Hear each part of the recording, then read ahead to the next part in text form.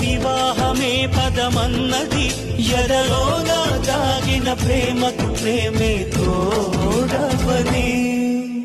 ప్రేమంటే నాకిష్టమని, నా తోడంటే నాకిష్టమని, వాడంటే నాకిష్టమని, నా వాడంటే నాకిష్టమని, ఆ ఇష్టమే ఎన్నడూ ఇష్టమై ఉండని. మనసిచ్చావనుకోగాని ప్రేమించావనుకోగాని, మనసిచ్చావనుకోగాని ప్రేమించావనుకోగాని